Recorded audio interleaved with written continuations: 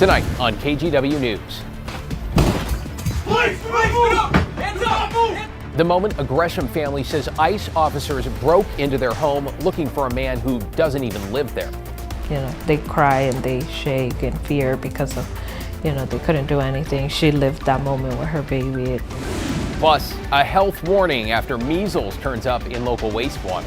Measles is one of the most contagious diseases known to mankind.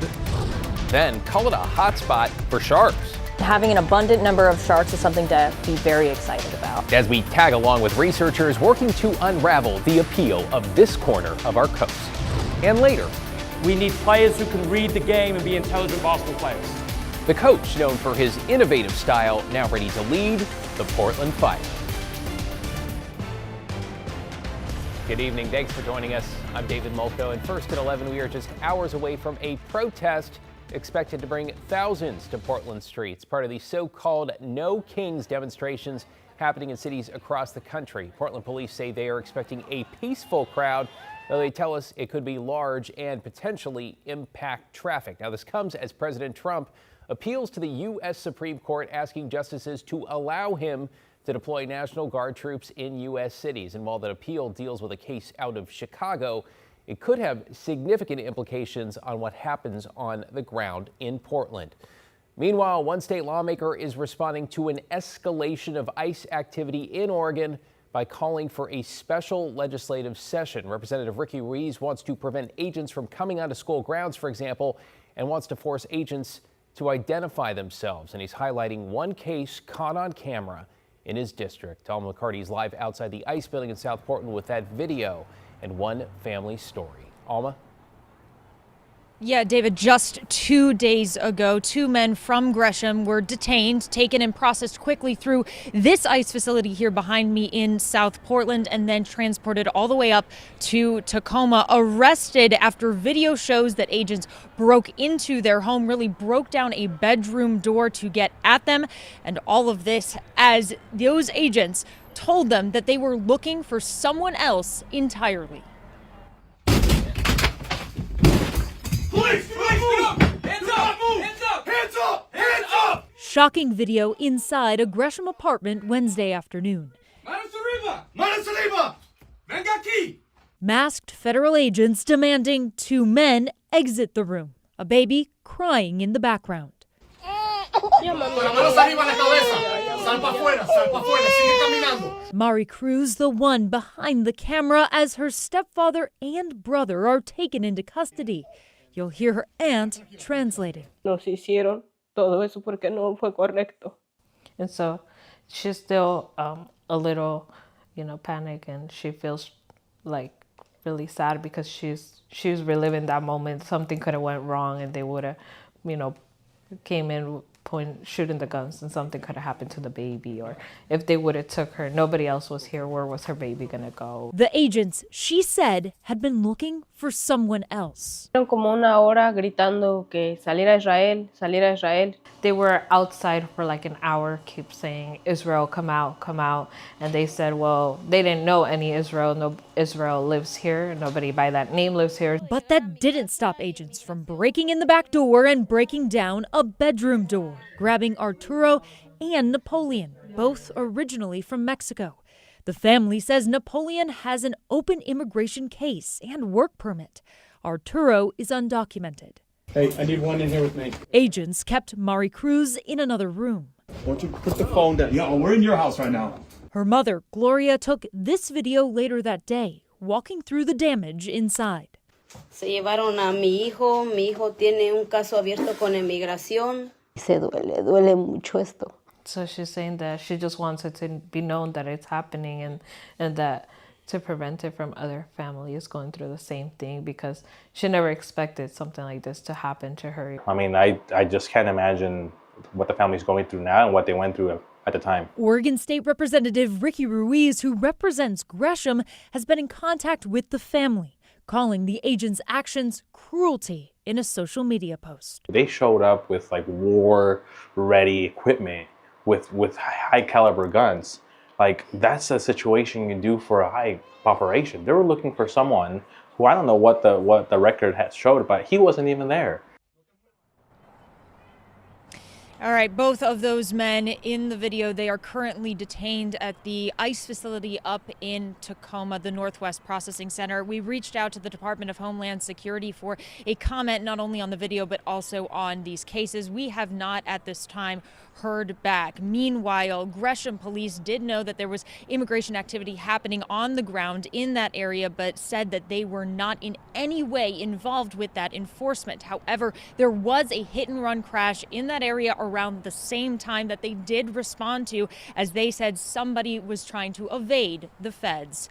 David, back to you. And this is the reality of what's happening in our neighborhoods and on our streets. Alma, appreciate your reporting, as always. Stay with KGW as we track updates around immigration enforcement efforts and the response here in the Portland Metro. Look for up-to-the-minute updates anytime on KGW.com, on our KGW mobile app, easy to download, and our free TV app, KGW+. To get you caught up on tonight's other headlines now, 2 people are dead in what the Clark County Sheriff's Office says was a murder-suicide. This happened at a 7-Eleven in Hazel Dell, just off Highway 99 and Northeast Minnehaha, just before 5:30 this evening. Authorities say an employee at the store was shot and killed, and the suspect turned the gun on themselves. Detectives say there is no apparent connection between the 2 people. A reminder, if you or someone you know needs help, you can call the National Suicide and Crisis Lifeline. Help is available 24/7 just by dialing the number 988. In an update, authorities have arrested the second of 3 suspects accused in the shooting death of a Gresham teenager. 13-year-old Liam Spanley Bailey was killed in April when stray gunfire from another apartment struck him while he was sleeping. Today, authorities arrested Xavier Hirsch in Beaverton. This comes 2 months after 21-year-old Anthony Hunter Jr. was taken into custody. A third suspect, 17-year-old Terrell Coy, is still wanted, with a reward of up to $5,000 being offered for information leading to his arrest. And measles has been detected in wastewater in Marion County. And while health officials say it's important to be alert, this does not necessarily signal an outbreak. Wastewater surveillance is an early warning system. It lets us know that there was at least one person with measles in the area. So what we're doing today is really asking healthcare providers to remain vigilant about measles when they're seeing patients. Doctors say this is also a good reminder for everyone to make sure they are up to date on vaccines. Measles is one of the most contagious diseases, with about 1 in 10 cases requiring hospitalization. All right, let's take you outside on this Friday night now. 51 degrees in the Rose City after yet another beautiful fall day here in the Northwest. And Matt, you know what? It feels like we kind of got lucky this week. Yeah, we did. We had a lot of really nice weather, a little bit of rain and drizzle this morning, but that cleared out. And you can see the slow clearing process up in the Cascades, blue sky, but the onshore flow pretty strong, keeping those clouds hanging in, but they have pretty much all cleared off now. In Portland, it is 51 degrees and it is a clear sky. And temperatures are running in some places as much as 7 degrees colder than this time last night. So a pretty big difference. Hillsborough, McMinnville, Salem, Scappoose and Kelso. Portland just a degree colder, but again, you get the idea. Look at Tillamook, double-digit cooling compared to last night. So again, it's a different night tonight. For that reason, we've got a frost advisory again for the Coast Range valleys, a good chunk of Clark County and Cowlitz counties, and out in Hood River County, there's a freeze warning for the upper Hood River Valley as temperatures drop 2 and below freezing there. So another chilly night, and it should be another clear morning, but then the clouds begin to roll in. And now it looks like by about early evening or mid-evening hours in the Portland area, the rain will be back. It'll turn to showers on Sunday. Let's see if there's any more rain in the 7-day forecast after that, David. Why do I have a feeling there is? Thanks, Matt. It's another fastball. It's driven the other way. It's got a chance. It's a grand slam.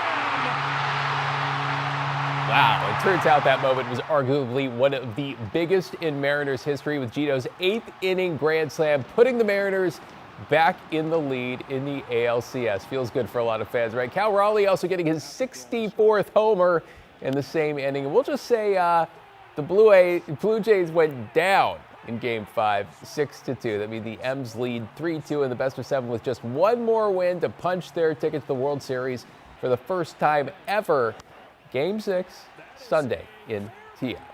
All right, speaking of big sports news, the Portland Fire have officially announced their head coach for the inaugural season. Alex Serramo was most recently with the Cleveland Cavaliers as an assistant coach and director of player development. He also has ties to the Rose City, where he worked in a similar role with the G League team. That's the Rip City Remix during the 23-24 season.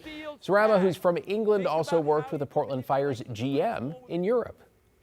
And he's very, very, very well regarded within the Blazers / Remix front office organization among all those folks. They all really like what he does. And in fact, after he left to go to the Cavs, they kept implementing some of his methods and his player development strategies that he kind of brought to the table.